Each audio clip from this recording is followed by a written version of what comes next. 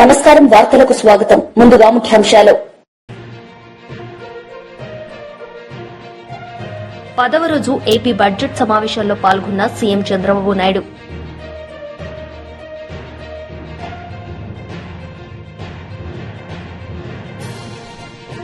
TPCC chief Mahesh Kumar Goud media సమావేశం, పలు అంశాలపై వివరణ. శాసనసభ బడ్జెట్ సమావేశాలు ప్రారంభమయ్యాయి. రాష్ట గవర్నర్ జిష్ణుదేవ్ వర్మ ఉభయ సభలను ఉద్దేశించి ప్రసంగించారు. గవర్నర్ శాసనసభకు విచ్చేసిన సందర్భంగా శాసనమండలి చైర్మన్ గుత్తా సుఖేందర్ రెడ్డి, శాసనసభ సభాపతి గడ్డం ప్రసాద్ కుమార్, ముఖ్యమంత్రి ఏ రేవంత్ రెడ్డి, ఇతర ముఖ్యులు వారికి సాదరంగా స్వాగతం పలికారు.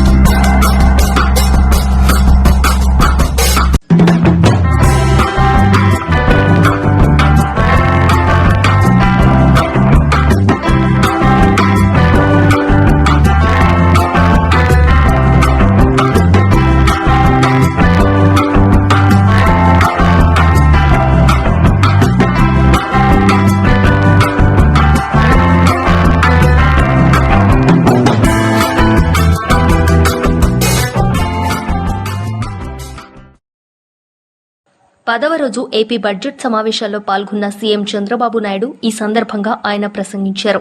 ఇది కూడా నేను మీకు తెలియజేసుకుంటున్నాను.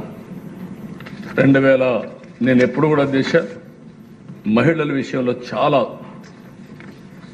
ఒక విధంగా చెప్పాలంటే పక్షపాతం అంటారా, లేకపోతే ఒక కమిట్మెంటా, ఒక సిద్ధాంతమా, దీన్ని ఎప్పటికప్పుడు కంటిన్యూగా చేసుకుంటూ పోతున్నాం. 2014 నుంచి మీరు చూసినప్పుడు అనేక సంక్షేమ కార్యక్రమాలు చేశాం. మళ్లీ డాక్రా మహిళలకు 8,500 కోట్ల రూపాయలు రుణమాఫీ చేశాం. 10,000 రూపాయలు చొప్పున పసుపు కుంకుమ కింద ఒక్కొక్కరికి 10,000 రూపాయలు చొప్పునిచ్చి 9,689 కోట్ల రూపాయలు కార్పస్ ఫండ్ కింద వాళ్ళకి సహాయం చేశాం. 17,04,411 మంది స్వయం సహాయ సంఘ సభ్యులకి 5 ఏళ్లలో 4,444 కోట్ల రూపాయలు శ్రీనిధి కింద సహాయం చేశాం. ఒక ప్రోగ్రాం కాదు అధ్యక్ష, ఇవన్నీ చూసినప్పుడు వివిధ సమయాల్లో వివిధ కార్యక్రమాల ద్వారా మహిళలను ఆదుకున్నాం, సంక్షేమానికి నాంది పలికాం, వాళ్ళకు ఒకసారి సెక్యూరిటీ ఇచ్చాం, ఒక నమ్మకాన్ని కల్పించే పరిస్థితికి వచ్చాం. ఈరోజు మీరు చూస్తే అధ్యక్ష, తల్లి బిడ్డ ఎక్స్ప్రెస్, ఎన్టీఆర్ బేబీ కిట్స్, అన్నా అమృత హస్తం, తల్లి సురక్ష పథకం, బాలామృతం, సైకిళ్ల పంపిణీ, బాలికలకు రక్ష, పెళ్లి కానుక, శ్రీశక్తి రుణాలు, గిరి గోరుముద్దలు,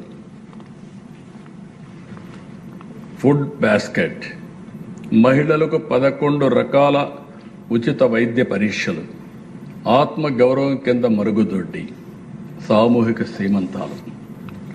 ఓసారి అనిపిస్తుంది అధ్యక్ష, ఏ ఆడబిడ్డైనా బిడ్డకు జన్మనిచ్చేటప్పుడు సమాజం గుర్తించాలి, కుటుంబం గుర్తించాలని కొన్ని కుటుంబాల్లో అలాంటి సీమంతాలు చేయడం కూడా కలిసి రాకపోతే, వాళ్ళు చేయలేకపోతే ఈ ప్రభుత్వం ముందుకొచ్చి సామూహిక శ్రీమంతాలు చేసిన సందర్భం ఉంది అధ్యక్ష.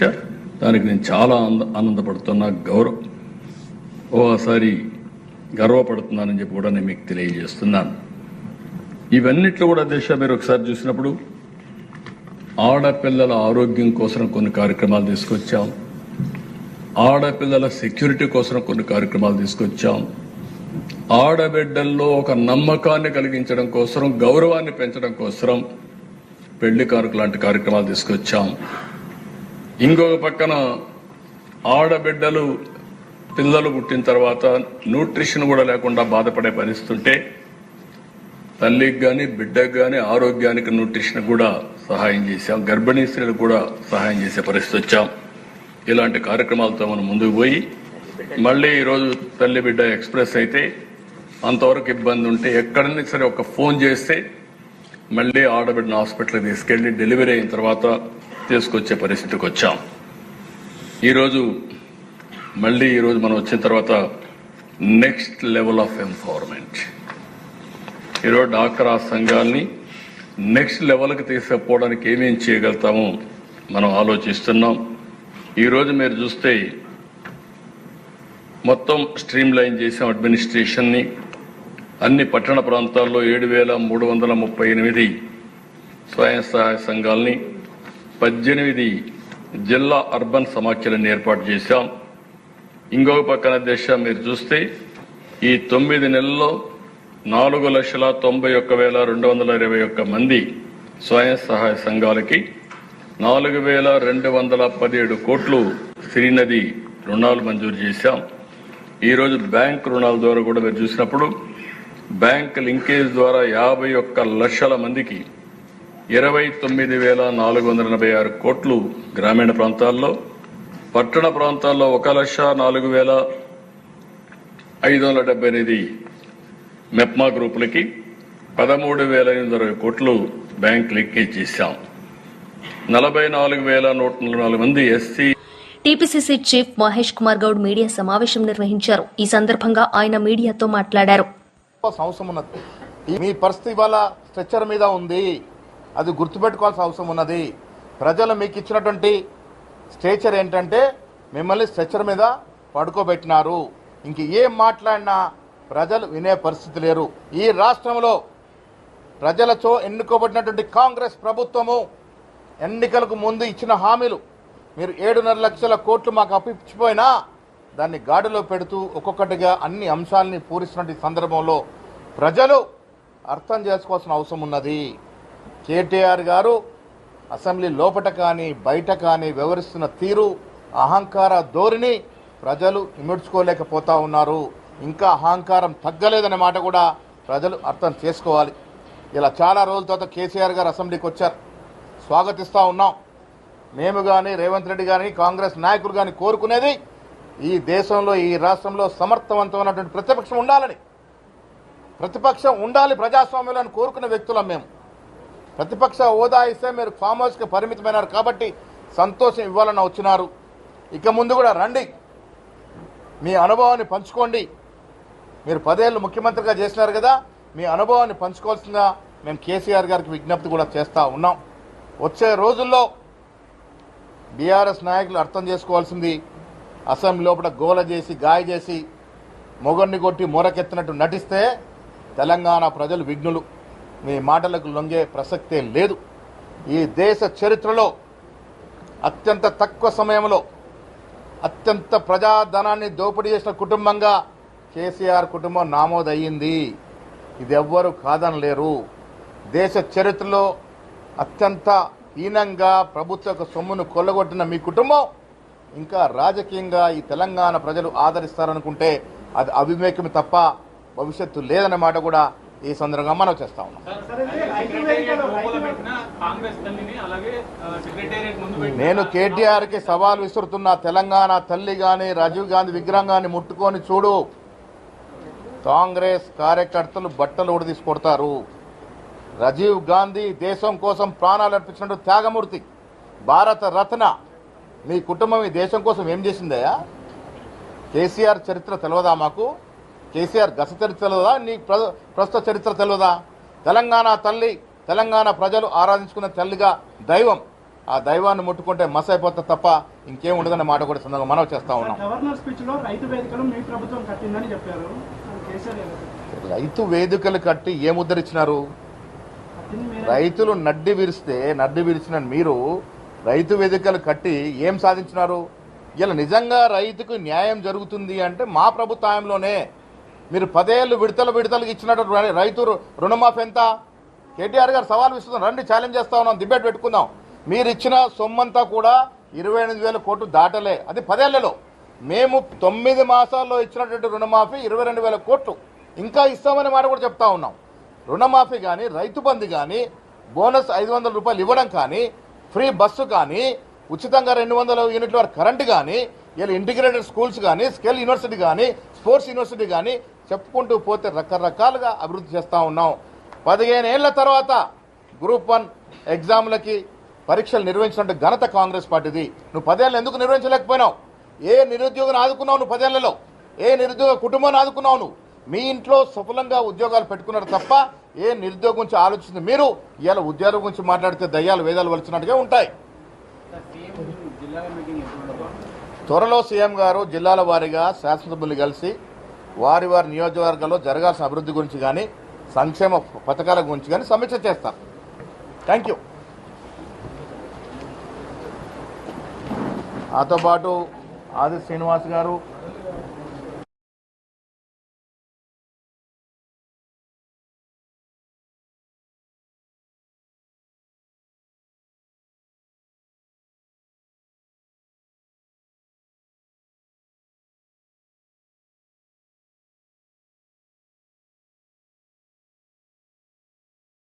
విద్యార్థులు, యువత పట్ల కూటమి ప్రభుత్వం చూపుతున్న నిర్లక్ష్య ధోరణిని ప్రశ్నిస్తూ వైఎస్సార్సీపీ ఆధ్వర్యంలో నిర్వహించిన యువత పోరు విజయవంతమైందని వైఎస్సార్సీపీ కేంద్ర కార్యాలయ ఇన్ఛార్జ్ ఎమ్మెల్సీ లెళ్ల అప్పిరెడ్డి అన్నారు. తాడేపల్లి వైఎస్సార్సీపీ కేంద్ర కార్యాలయంలో మీడియాతో మాట్లాడుతూ రాష్ట్రంలోని 26 జిల్లా కలెక్టరేట్ల ఎదుట పెద్ద ఎత్తున విద్యార్థులు, వారి తల్లిదండ్రులు, యువకులు ఈ ఆందోళనల్లో స్వచ్ఛందంగా భాగస్వాములయ్యారని వెల్లడించారు. యువతతోనూ అదేవిధంగా విద్యార్థుల తల్లిదండ్రులతో, పార్టీ కార్యకర్తలతో కలిసి రాష్ట్ర వ్యాప్తంగా 26 జిల్లాల్లో కూడా యువత పోరు పేరుతో కార్యక్రమాన్ని తీసుకొని ఈరోజు కలెక్టర్ ఆఫీసుల్లో కలెక్టర్లకు మెమోరాండాలు ఇచ్చే కార్యక్రమాన్ని తీసుకుంటే నిజంగా ఆశ్చర్యం కలిగింది మాకందరికి కూడా. ఎందుకంటే మేము పెద్దగా జన సమీకరణ చేసినటువంటి పరిస్థితి లేదు. కానీ ఇవాళ ఈ రాష్ట్రంలో ఉన్నటువంటి విద్యార్థి లోకం, యువత, వారితో పాటుగా విద్యార్థుల తల్లిదండ్రులు, వీరితో పాటుగా ఈ ప్రభుత్వం అప్రజాస్వామికంగా ముందుకు సాగుతూ ఉంది. ప్రజల సమస్యల్ని పరిష్కరించడంలో ఘోరంగా విఫలమైనటువంటి పరిస్థితుల్లో ప్రజాస్వామ్యవాదులందరూ కూడా కలిసి పెద్ద ఎత్తున రాష్ట్ర వ్యాప్తంగా అన్ని జిల్లాల్లో కూడా, అటు శ్రీకాకుళం నుంచి మొదలుకుంటే చిత్తూరు వరకు కూడా 26 జిల్లాల్లో కూడా కార్యకర్తలు, నాయకులు, ప్రజాస్వామ్యవాదులు కథం దొక్కినటువంటి పరిస్థితులు ఇవాళ కళ్ళగట్టినట్లుగా కనిపిస్తూ ఉన్నాయి. దేశంలో చాలా రాష్ట్రాల్లో చాలా ప్రభుత్వాల అధికారంలో పనిచేసినటువంటి పరిస్థితులు ఉన్నాయి. కానీ ఎక్కడా కూడా 9 నెలల కాలంలోనే ప్రజల నుంచి ఇంత తిరుగుబాటు వచ్చినటువంటి పరిస్థితులు కూడా ఎక్కడా కూడా చరిత్రలో మనం చూడాల. మొట్టమొదటిసారిగా ఆంధ్ర రాష్ట్రంలో చంద్రబాబు నాయుడు నేతృత్వంలో ఉన్నటువంటి కూటమి ప్రభుత్వం పోకల్ని ఇవాళ నిరసించే కార్యక్రమాలు తీసుకొని పెద్ద ఎత్తున పాల్గొన్నటువంటి ప్రతి ఒక్కరికి కూడా వైఎస్ఆర్ కాంగ్రెస్ పార్టీ పక్షాన హృదయపూర్వకమైనటువంటి కృతజ్ఞతల్ని, అభినందనలు కూడా తెలియజేస్తా ఉన్నా. ఇదే సందర్భంలో నేను ప్రభుత్వానికి కూడా సూటిగా చెప్పదలుచుకున్నా. మీరేదో అనుకుంటా ఉన్నారేమో, ఏదో ఒక రకంగా ప్రజలు మభ్యపెట్టొచ్చనే ఆలోచనతో ముందుకు సాగుతూ ఉన్నారు. ఎలక్షన్ మేనిఫెస్టోకి మీరు కనీసం దానికి మినిమం విలువ కూడా ఇస్తున్నటువంటి పరిస్థితి లేదు. మేనిఫెస్టోను పక్కన పెట్టారు. ఇవాళ ప్రజల్ని కేవలం మభ్యపెట్టే విధంగా పరిపాలన చేస్తూ ప్రజల్ని అన్ని రంగాల్లో కూడా ఇబ్బందులు పెడుతున్నటువంటి పరిస్థితులు ఇవాళ గుర్తుకు చేస్తా ఉన్నా. మీకు అసలు మనసుందా అని అడుగుతా ఉన్నా. ఫీజు రియంబర్స్మెంట్ విధానం ద్వారా ఈ రాష్ట్రంలో చదువుకున్నటువంటి పిల్లలు ఎక్కడి నుంచి వచ్చారని అడుగుతా ఉన్నా. అట్టడుగు సమాజంలో అట్టడుగున్నటువంటి వర్గాలు, పేదరికంతో చదువుకు దూరం అవుతున్నటువంటి వర్గాలు, ఆ వర్గాల నుంచి డాక్టర్లు చేయాలా, ఇంజనీర్లు చేయాలా, కలెక్టర్లు, ఐఏఎస్, ఐపీఎస్ లాంటి చదువులు చదువుకోవడానికి అవకాశాలు కల్పించాలా. ఒక్క రూపాయి కూడా ఫీజు కట్టకుండా ప్రభుత్వమే భరాయించి వాళ్ళకి చదువు చెప్పే కార్యక్రమాన్ని తీసుకురావాలని ఒక మంచి ఉద్దేశంతో మహానుభావుడు డాక్టర్ రాజశేఖర రెడ్డి గారు ఫీజు రియంబర్స్మెంట్ విధానాన్ని ప్రవేశపెట్టి, ఆ ప్రవేశపెట్టినటువంటి విధానం ద్వారా లక్షలాది మంది ద్వారా చదువుకొని ఈ దేశంలోనే కాదు ఇతర దేశాలతో సైతం కూడా ఉన్నతమైనటువంటి ఉద్యోగాలు చేస్తున్నటువంటి పరిస్థితుల్లో కూడా వాళ్ళ మీరు ఫీజు రియంబర్స్మెంట్ సంబంధించి ఏ విధమైనటువంటి నిర్ణయం తీసుకున్నారో ఒక్కసారి ఆలోచించమని చెప్పి నేను ఈ సందర్భంగా కోరుతా ఉన్నా. 3 త్రైమాసికాలుగా త్రైమాసికానికి 700 కోట్ల రూపాయల ఫీజులు ప్రభుత్వం చెల్లించాలి. ఎక్కడా కూడా ఒక్క రూపాయి మీరు కట్టే పరిస్థితి కనపడతలేదే. అంటే ఆ విద్యార్థులు ఏం కావాలని అడుగుతా ఉన్నా. వాళ్ళ ఫీజులు కట్టలేనటువంటి పరిస్థితుల్లో చదువులను అర్ధాంతరంగా మానుకొని ఏ కూలికో నాలుకో వెళ్లే పరిస్థితుల్లో వాళ్ళ జీవితాలు కళ్ళ ముందు కనపడతా ఉన్నాయే. పోనీ మీరు కాలేజీ యాజమాన్యాలైనా కూడా పిలిచి కొంత వెసులుబాటు కలిగే విధంగా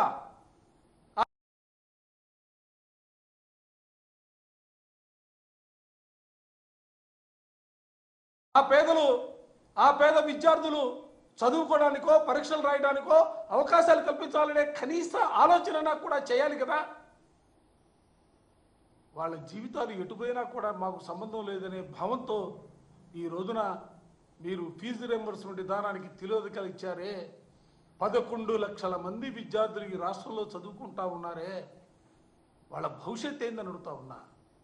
వాళ్ళు చదువులు మానుకొని పళ్ళుకు వెళ్తూ ఉంటే, కూలి పళ్ళుకి వెళ్తూ ఉంటే, చిన్న చిన్న ఉద్యోగాల్లో వాళ్ళు పనిచేయడానికి తాపత్రపడతా ఉంటే ఆ పిల్లల తల్లిదండ్రుల పరిస్థితి ఏంటని అడుగుతా ఉన్నా.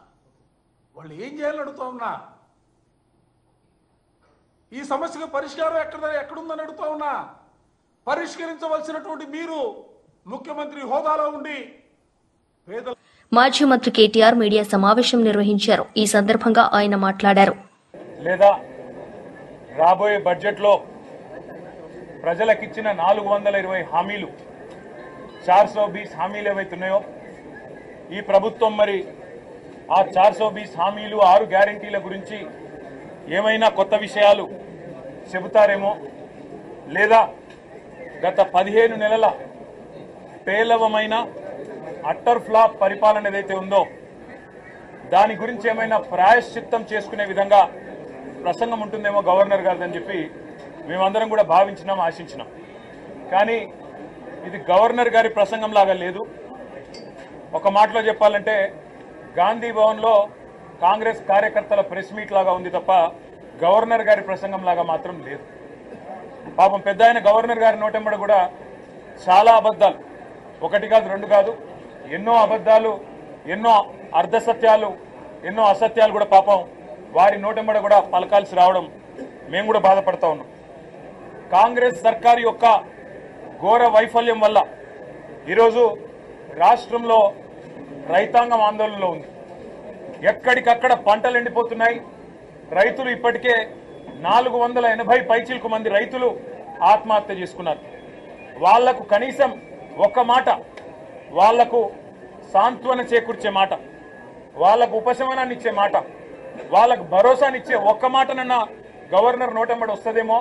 పంటలు ఎండిపోకుండా కాపాడుతాం, నీళ్ళు ఇస్తాం, బుద్ధి తెచ్చుకున్నాం, ఇకనైనా బుద్ధితో మెదులుతామని చెప్పి ఒక్క మాటన్నా చెప్తారేమో అనుకున్నాం. ఒక్క మాట కూడా వారి నోటెంబడ రాలేదు. అసలు ఈ రోజు వరకు రాష్ట్రంలోని ఏ గ్రామంలో కూడా 25 నుంచి 30% మించి రుణమాఫీ జరగలేదు. ఇది నిర్వివాదం. ఇది మేము శాసనసభలో పోయిన సమావేశాల్లోనే అడిగినాం.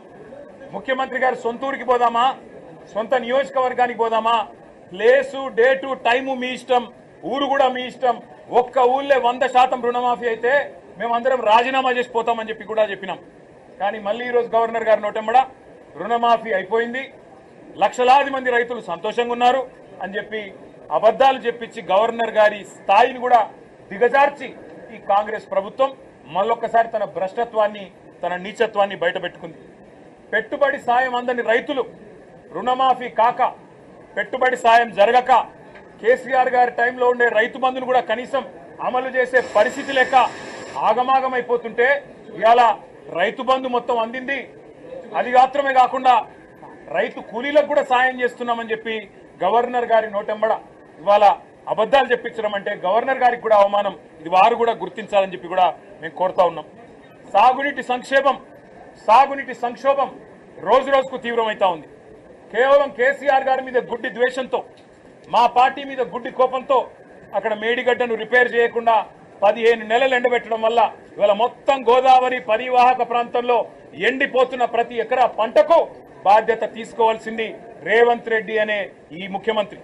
రేవంత్ రెడ్డి అనే చేతగాని ముఖ్యమంత్రి వల్ల ఈరోజు రాష్ట్రంలో లక్షలాది ఎకరాల్లో పంటలు ఎండిపోతుంటే ఆ పంట ఎండిపోయి అవస్థలు పడుతున్న రైతులు, తమ పొలాన్ని నిప్పు పెట్టుకుంటున్న రైతులు, తమ పొలంలో ఇలా గొర్రెలను మేకలను మేపుతున్న రైతులు వాళ్ళు ఎదురు చూసిండ్రు గవర్నర్ గారి ప్రసంగం నుంచి.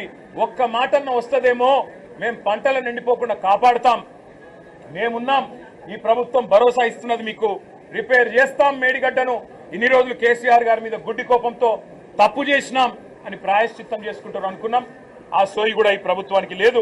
కనీసం ఒక్క మాట మాత్రంగా కూడా ఎండుతున్న పంటలు, సాగునీటి సంక్షోభం, 480 మంది రైతుల ఆత్మహత్యలు, వాటి గురించి ఒక్క మాట కూడా మాట్లాడకపోవడం అంటే రేవంత్ రెడ్డి ప్రభుత్వం యొక్క ప్రాధాన్యతలు ఎట్లా ఉన్నాయో దీన్ని బట్టే అర్థం చేసుకోవచ్చు.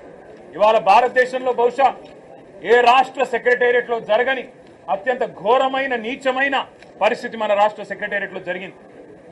20% కమిషన్. తాడేపల్లిలో వైఎస్ఆర్సీపీ ఫార్మేషన్ డే వేడుకలను పార్టీ నాయకులు ఘనంగా జరుపుకున్నారు. ఈ సందర్భంగా మాజీ సీఎం జగన్ మాట్లాడారు. ఏ పేదవాడింటికైనా కూడా వైఎస్ఆర్సీపీ కార్యకర్త సగర్వంగా తలెత్తుకుని కాలర్ ఎగిరేసుకుని వెళ్లే పరిస్థితి వైఎస్ఆర్సీపీకి సంబంధించిన కార్యకర్తలకు ప్రతి ఒక్కరికి ఉంది. ఏ ఇంట్లోకి వెళ్ళినా కూడా వైఎస్ఆర్సీపీ కార్యకర్తను చూసినప్పుడు ఆ ఇంట్లో నుంచి వచ్చే ప్రతి అక్క, ప్రతి చెల్లెమ్మ, ప్రతి అన్న, ప్రతి తమ్ముడు, ప్రతి సోదరుడు, ప్రతి రైతన్న, ప్రతి అవ్వ కూడా వైఎస్ఆర్సీపీ కార్యకర్తను చూసినప్పుడు చిక్కటి చిరునవ్వుతోనే పలకరిస్తుంది. కారణం వైఎస్ఆర్సీపీ ఏదైనా కూడా చెప్పిందంటే చేస్తుంది అన్న నమ్మకం ఈరోజు ప్రతి ఇంట్లో కూడా ఉంది. కాబట్టి ఈరోజు అటువంటి పరిస్థితుల మధ్య ఈరోజు యాదృచ్ఛికంగా విద్యా దీవెన, వసతి దీవెనకు సంబంధించి,